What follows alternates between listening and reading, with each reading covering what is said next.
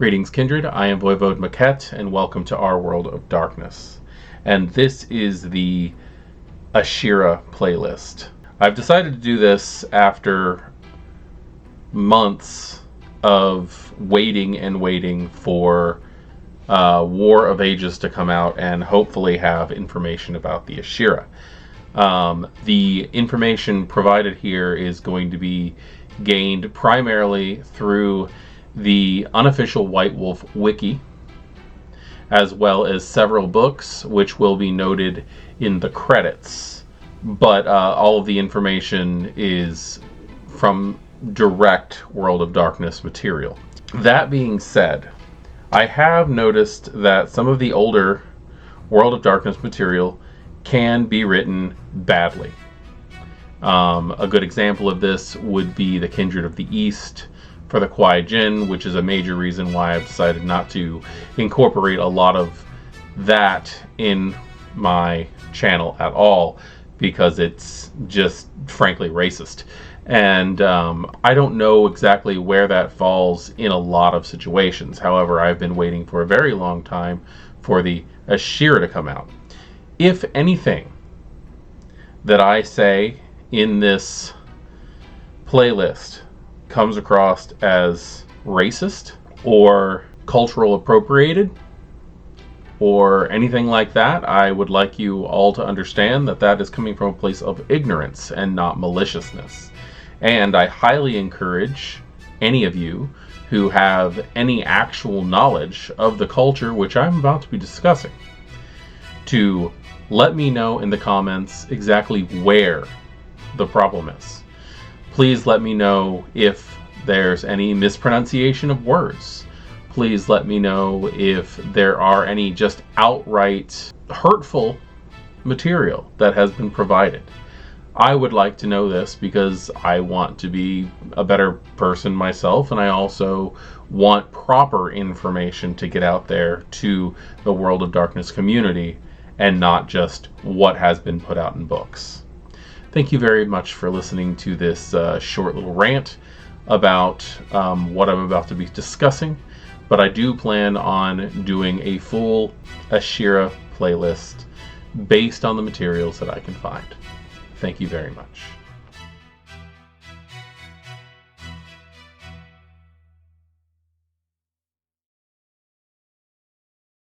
The Ashira is the sect under which Islamic vampires declare their faith in Allah, and which rules over Arabia and North Africa, beginning in the Dark Ages. Members of the Ashira believe that redemption for the Kindred was among the promises Muhammad made if they chose to follow Allah. While some vampires are true followers of Islam, most notably the Bayat Mutasharid, the vast majority of Kindred involved in the Ashira follow Islam because it is convenient for them, or to make it easier to operate in the Middle East. Like the Camarilla and Sabbat, the Ashira is prone to power plays and political maneuvering. In some instances, Ashira can be used to refer to any vampire who follows Islam. We've been waiting a very long time, in my opinion, for a book on the Ashira. And the more I've read about the outside influences of the World of Darkness when it comes to vampire, the more I'm realizing how wrong I am. That I'm very glad that we have not, as of yet, received a book on the Ashira, due to the fact that the old White Wolf regime, and I'm going to say that, the old White Wolf regime, not the current World of Darkness group, but the old White Wolf regime didn't ever seek any type of help when it came to working on cultural projects. In appearance, I could be vastly wrong, but if I did, they chose horrible people to help them. The few books that we do have of vampires of various cultures are not written well, either out of a place of ignorance or laziness. I do not ever want to say maliciousness, but either way, if you're going to incorporate other cultures into something, and you're not just making something up entirely, if you're going to include something that is going to be a major mainstay, especially in your work, you really should reach out and find individuals who know what they're talking about when it comes to these things. As far as the Ashira, given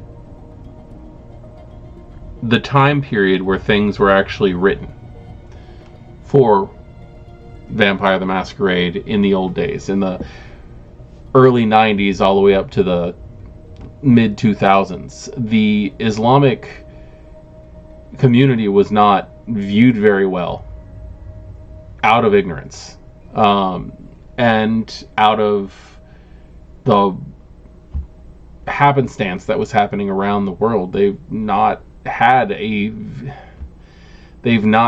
good representation, because those people that we do not want to represent our cultures tend to be the loudest people. And there's a good amount of that happening all the way around on our side as well. So that needs to be understood. The Ashira were founded in the earliest days of Islam. In 622 CE, an Arabian Lasombra named Solomon ibn Abdallah converted to Islam and took up the task of defending the faith and spreading it to fellow Canaanites.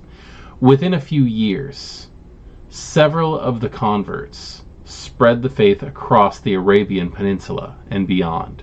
By 632, the core tenets of the sect had taken shape, established themselves as a major power in the Islamic world. At their height, they stretched across the Middle East, North Africa, and Central Asia, conflicting with Frankish Canaanites during the Crusades and the Reconquista, and the Mongol Canaanites during their invasion of Persia and Central Asia. It is never mentioned what led to the decline of the Ashira. The sect spread into Asia with Muslim traders, establishing themselves on the Indian subcontinent and the Malay archipelago, as far east as Mindanao, despite opposition from both local Hindu Canaanites and the Wanghui. They even managed to establish sultans in Mumbai, Delhi, and Lahore. As late as the 19th century, the Ashira were still vying for influence in Egypt, the Holy Land, and the steadily declining Ottoman Empire. By the modern era, their influence is greatly reduced, and the Ashira have entered a truce with the Camarilla to preserve what power they have left. The sect is strongest in Saudi Arabia, Iran, and Afghanistan, though it has some influence in Egypt as well. The ebb and flow of the political power of the Ashira, it matches very well up with the Islamic power that we had in real life. The world of darkness is always a dark reflection of our own. It's more cramped, crowded, darker, dirtier. The Ashira, going from a small organization that was spread to areas by merchants, and then took hold of varying powers, is something very it's how cultures go from place to place. It's how cultures spread. The idea of them having interactions with Mongol kindred, with the Wanghui, or the Kwai Jin, as most of you know them. It's a very interesting set of interactions that we get to see there, because that's how things happened in real life. And the way that they have steadily been declining in power shows how much the kindred of those areas have begun to change again. The Camarilla forcing themselves into places due to money and power and property.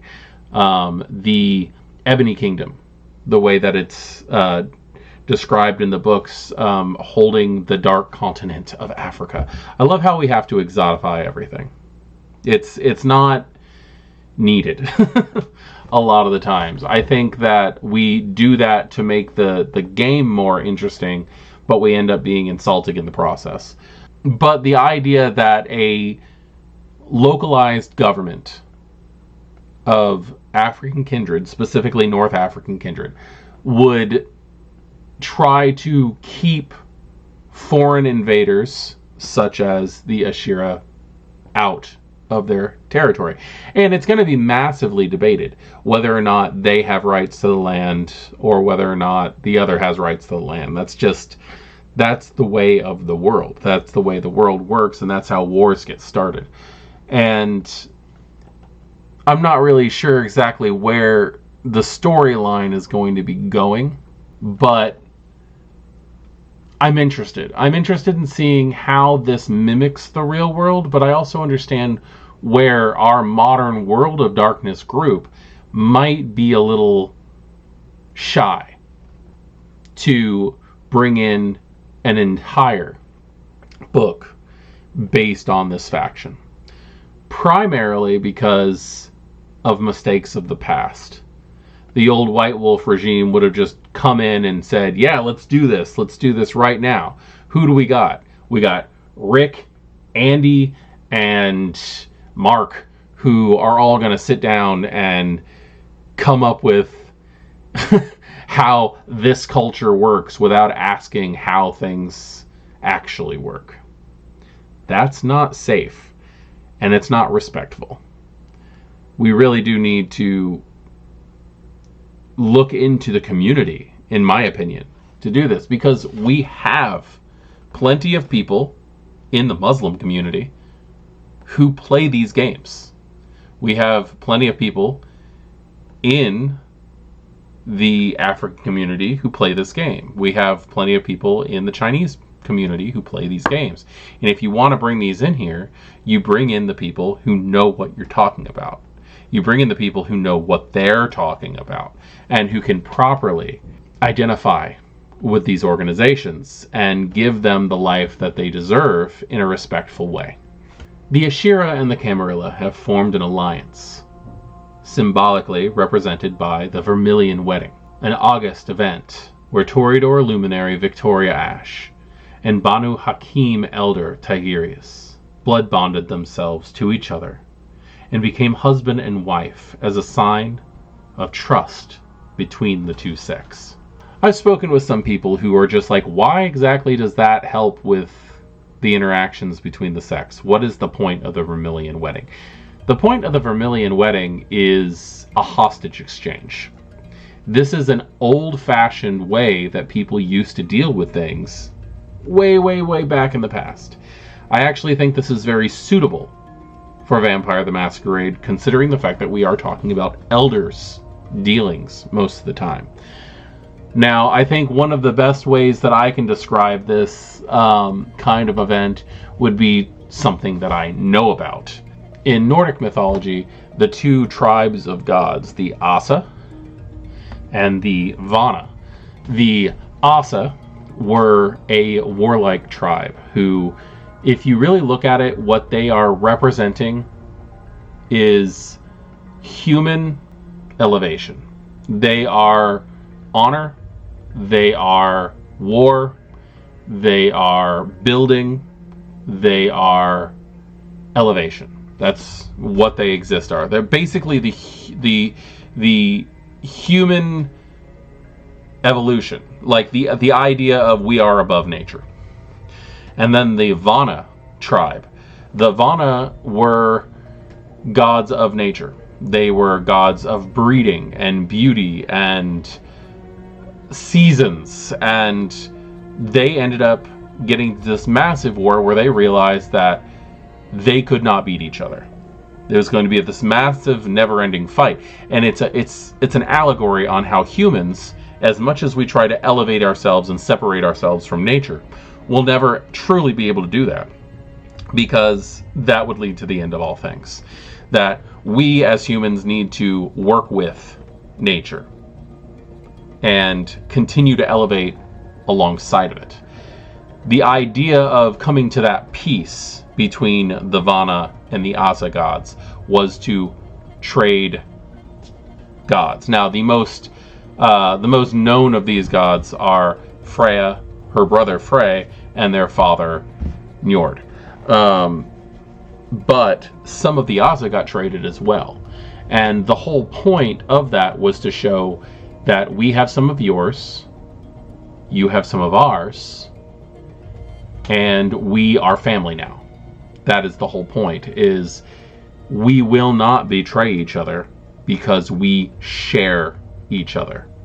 And that's the same point that's happening here with the Vermilion wedding. You have Victoria Ash, who is a luminary member of the Kindred of the Camarilla. She is important because she is beautiful, she is rich, she is a symbol of everything that the Camarilla wants when you look at it. She has also had the ability to become prince on multiple occasions that she's turned down. So she's known by the higher echelons of the Camarilla. They know who she is because they've tried to get her in power on occasion. Tigerius, being an elder member of the Ashira, is on the same platform as that. He is an important member of the Ashira, and now, marrying Victoria Ash, he is now an important member of the Camarilla. She's an important member of the Camarilla, and therefore, marrying Tigerius has now made her an important member of the Ashira. And they apparently are deeply in love. Now, this love might very well just be the blood bond talking, but that is what's going on there. So the Vermilion wedding does actually make sense on a historical standpoint, where you think that the marrying of one individual into another family can bring tribes closer together. Now, within the Ashira, it is not the Camarilla. They do not have the same terms as we do. We do not have the same practices as we do. And therefore, we're going to go over the political terminology that they use within the Ashira. The Ummah, the community of the faithful among the Ashira. Many decisions are made by vote of the Ummah. These are almost like a local Primogen council, but it's not bound by clan, from my understanding. These are more just the individuals of note in a specific city. Elders, individuals who have high enough status. A sultan, the Ashira equivalent to a prince. They pretty much hold all of the same power that a prince might within a Camarilla city. The imam, the spiritual leader of the Ashira community. Very much like the way the Sabbat used to run in pack circles with a ductus and a priest, which has now been shortened to being just a priest. The imam is a grand advisor for the prince and the individual you would go to for spiritual needs. The vampire who would run spiritual gatherings in the community. The ulama, the wise men or other religious scholars in the community. These are individuals who scour through the spiritual texts of Islam, trying to find any information that they can on vampiric mention. Mullah, the most respected religious scholars of the Ashira. These are the individuals where if the ulama find things that conflict meaning, that contradict other writings, they go to for the final answer, or individuals that will help them to try to reach an interpretation that is good for their community. Then there's the Qadi, the judges and law keepers of the community. These are effectively like the sheriffs. But I see them being more of almost like a warlord when it comes to working with the Sultan. Somebody who is there to give law counsel to a Sultan when a tradition may be breached. Now, dealing with the fact that it is a separate group altogether. It's not the Camarilla, it's not the Anarchs. It's not a European set of kindred trying to make their way into the night. They are going to have different names for the various clans and bloodlines that appear within their community. That being said, they do all have different names. Now, the word Bayat, and I'm probably mispronouncing that, it is B-A-Y''T, Bayat, stands for clan.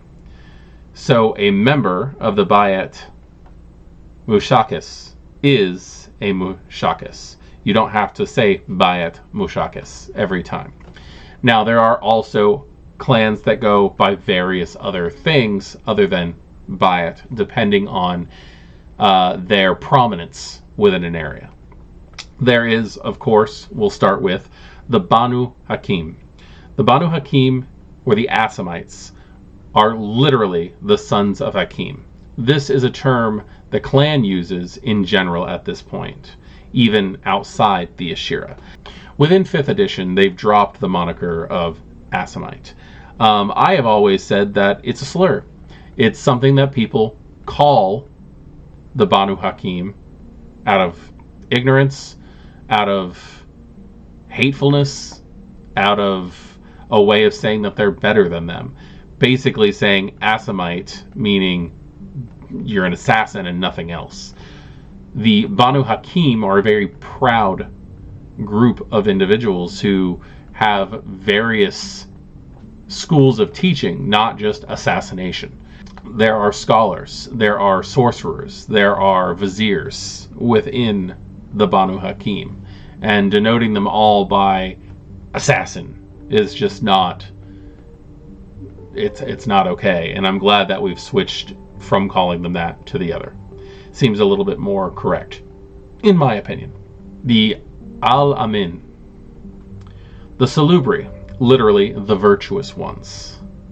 According to some sources, such as Beckett's Jihad Diary, 7 of the Salubri are protected by the Ashira in the modern Knights. I'm not exactly sure why that is. Maybe a deep dive into Beckett's Jihad Journal under the Ashira would be a good idea to include in this playlist. But the idea that they hold 7. 7 is typically considered a spiritual number. And it might have something to do with that. I'm not really sure. The Bayat Majnun. The Malkavians, literally the crazy house. Plural, Majanin. The term of Malkav himself is married. Bayat Majrim. Ravno, literally the felon house. Plural, Mujiramin. Bayat Mashukas. Bruja, literally the aggressive house. Plural, Mushak Isin. I can understand why they're called the aggressive house. You actually have to. You can't not. They have a predisposition for aggressive actions. Bayat Muta Sharid, the Nosferatu, literally the vagrant house. Plural, Muta Sharidan, a line of Nosferatu who descend from one of the founders of the Ashira are called the Hajj, named after the founder, Tariq al-Haji, a powerful blood sorcerer. El Hijazi, the Ventru. This term is used for a small group of Ventru in Arabia.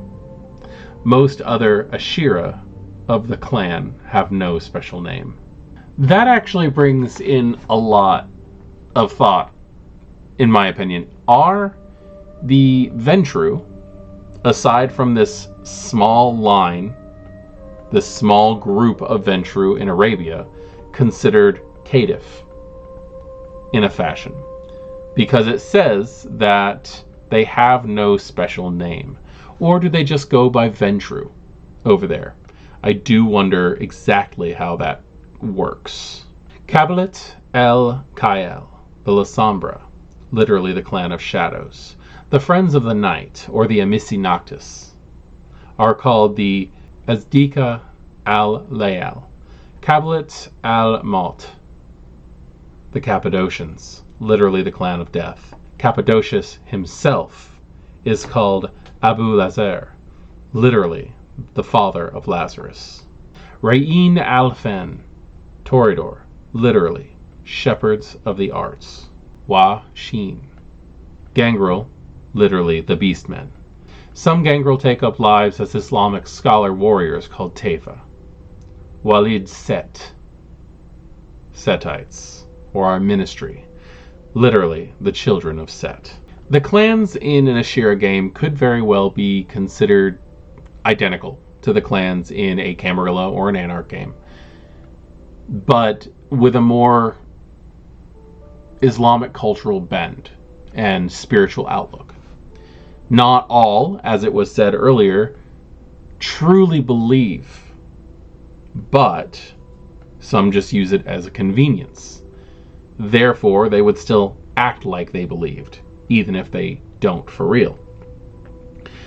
Those that do truly believe might very well be able to attain higher status, such as possibly being named one of the Ummah, or possibly even an Imam, being able to fake their way into that, which could lead to a whole world of plot lines where you unearth members of the Ashira who do not truly believe and have reached levels of power which would insinuate that they do.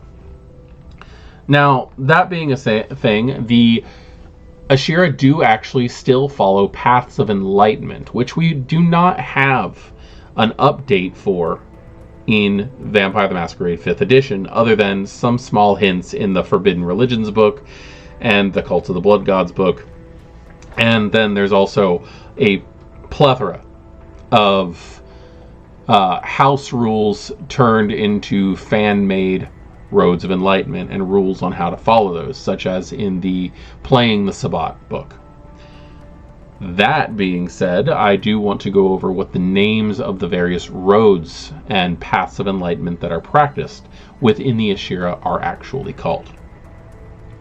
Tariq el-Atham, the Road of Bones. The Road of Bones is typically practiced by members of the Hekata group, and since they still have Cappadocians in their path, you can pretty much assume that it's going to be primarily practiced by them. Tariq el-Badouin, the Road of the Nomad, the Muslim version of the Road of the Beast. This is most likely going to be practiced by members of the Washin, the Gangrel of the Ashira. It does make a lot of sense. It's more of a revoking of human tenets in desire of practicing more animalistic needs. Basically making yourself an animal instead of a human. Tariq el-Akim, the Road of Blood, also known as the Road of Hakim. This is obviously going to be more of your Banu Hakim who practice this most above all else. Tariq el-Harb, the Road of War, the Muslim version of the Road of Chivalry. You are most likely, in my opinion, this is obviously just my opinion, going to end up having individuals such as El-Hajazi practicing this, the clan of Ventru, or possibly even the Bayat Mushakis, the Bruja.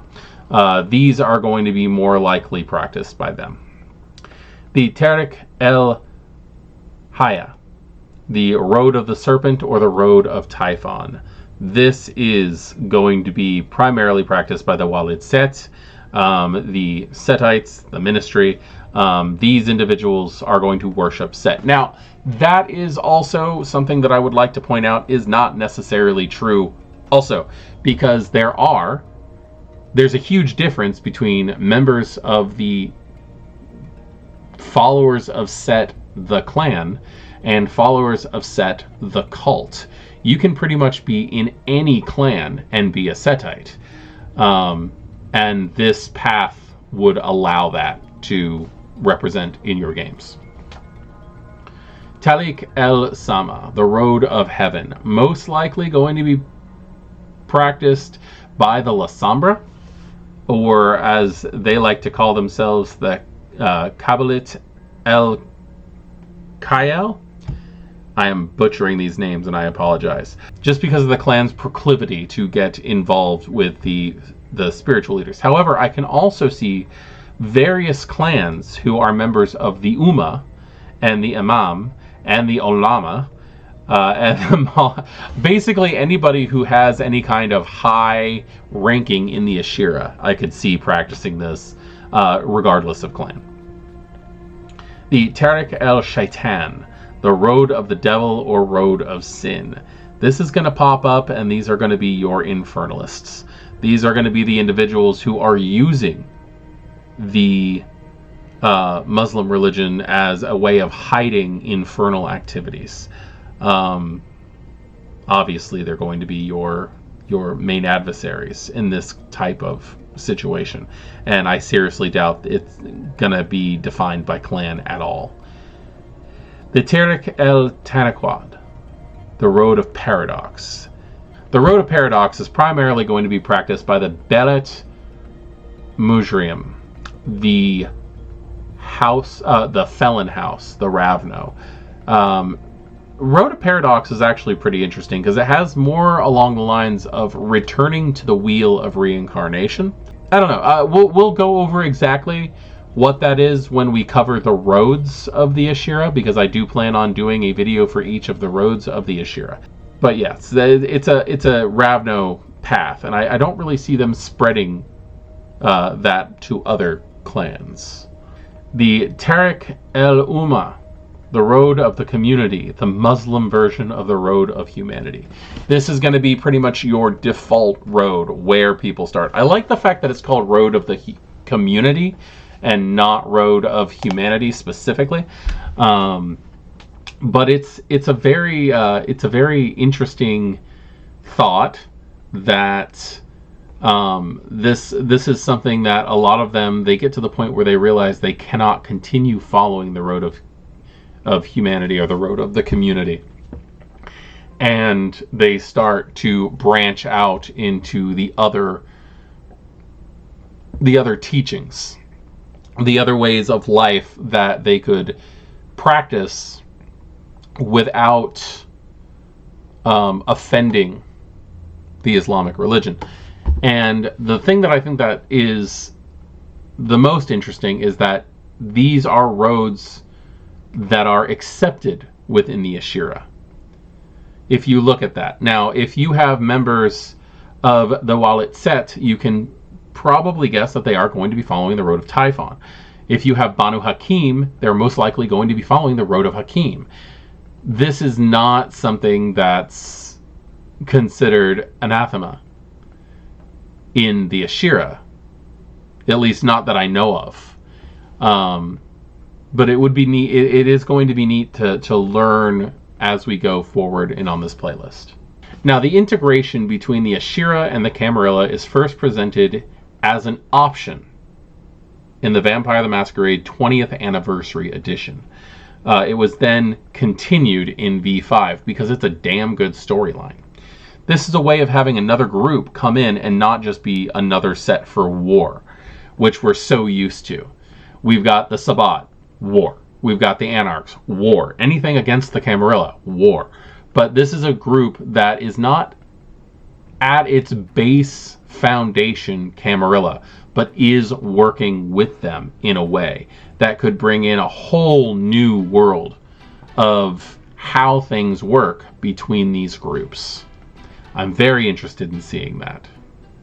Now, as I said, as references for this video, I am using the unofficial White Wolf wiki, or the whitewolffandom.com, which I will be sharing the link to the page in my description. I'm also using the books Vampire Dark Ages, Veil of Night.